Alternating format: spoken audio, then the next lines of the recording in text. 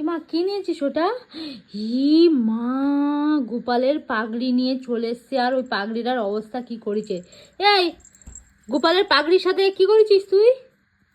কি করেছিস পুচু? তোকে কিছু বলা হয় না বলে তাই? একবার গোপালের চুল, একবার গোপালের পাগড়ি। দেখো দেখো, পাগড়িটার অবস্থা দেখো। ওর মাথায় মানে ও কিচ্ছু দেখতে পারে না। চুলটা নিয়ে নিয়েছে। আমার ভাই ভাবছে কি একটু পাগড়িটা দিয়ে রাখি, আর পাগড়িটার অবস্থা দেখো কি করেছে। দেখো, ছিঁড়ে মিড়ে মানে ওকে আর পরানোই যাবে না এমন অবস্থা করেছে। কেন বাবা এরকম কেন করো? গোপালের জিনিসে কেন হাত দাও তুমি?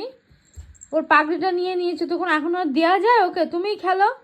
দেখো আবার খাচ্ছে, পুরো চাবিয়ে ফেলেছে। আর ওর চুলটার অবস্থা যা করেছে, মানে ওটা দেখার মতন না। খেলো তুমি, এবার নিয়ে খেলো। করে দেখছো, ওলে বাবালে।